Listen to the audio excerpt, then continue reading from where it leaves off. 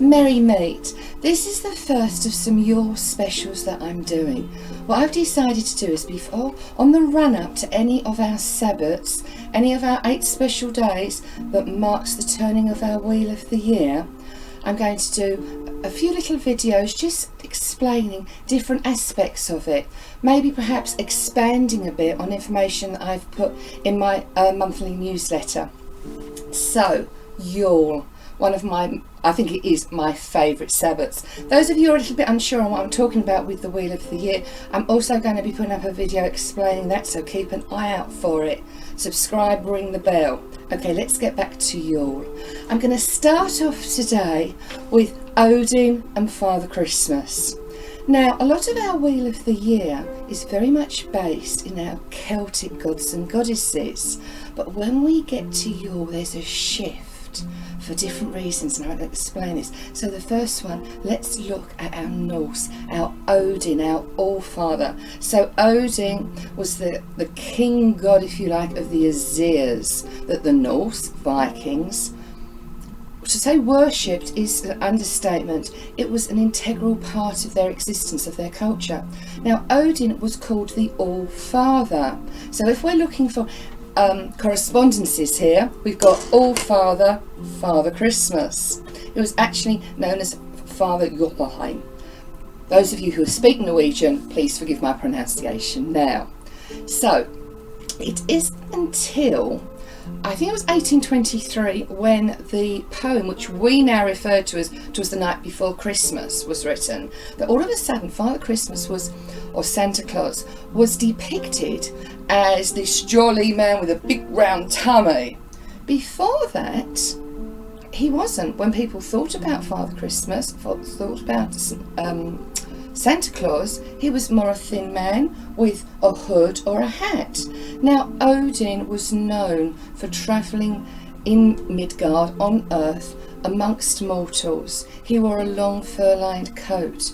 He wore a cap with a wide brim. So here again we can see the examples, but more than anything else, at the winter solstice at Yule, Odin went around delivering small handmade gifts that up in the north, if we think of the Northern Lights, if we think of Norway and Sweden, up where you have those beautiful Northern Lights, up there they would look up, and that would be, when they saw the Northern Lights, that would be the Bifrost, the bridge to Asgard, where the Azir gods, that Odin was the All-Father, was reigned. So again, Father Christmas, North Pole, Odin, way up there.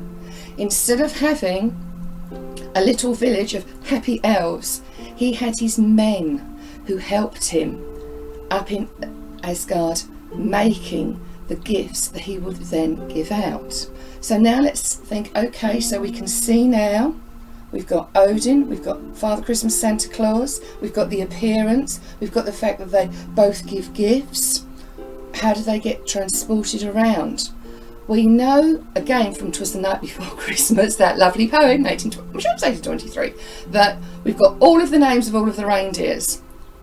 Odin had an 8-legged horse, this huge 8-legged horse called Sleipnir, and he got on that, and that's what he used to travel the realms on. All right, so again, 8 legs become 12, 2, 4, well, however many there will be, okay, for the reindeer. So that's our next, how we can see this correlation happening. So, okay, what about who's going to get these gifts? Are you on the naughty or the nice list? Well, Father Christmas has his elves who are keeping an eye on everybody. Who did Odin had? He had his 2 beautiful black ravens, Hugin and Munin. Hugin, which means thought, Munin, which means memory. Each day they would fly out and they would report back to him, because Odin is a god of wisdom. He really encapsulates the air element. He went to great lengths to sacrifice even his body parts in order to gain knowledge. That's where we get our runes from, okay? So therefore, he would send out each day these 2 beautiful black ravens, and off they would go and bring him back information. So again, we can see the other correlation. At this time of year, if I am doing any divination work, then I will go to the runes, I will cast the runes. As I said before, it's due to Odin that we have our runes. He sacrificed his eye, he hung himself upside down, he wouldn't accept food or drink so that he could look and see the runes in the bottom of the well of weird. And there he learnt their mysteries. Now in another one of these Yule time sessions that I'm doing, I'm going to look at what I think are the 3 most important runes for this time of year. So next time you see Father Christmas, whether it's that lovely Coca-Cola advert that I love, whether you've got pictures of him on cards or wherever he is, think to yourself, that's our All-Father, that's Odin. Well, I hope you enjoyed that. If you want to have my newsletter, please drop me an email and I can send it out to you. Subscribe. Merry meet, merry part, and merry meet again.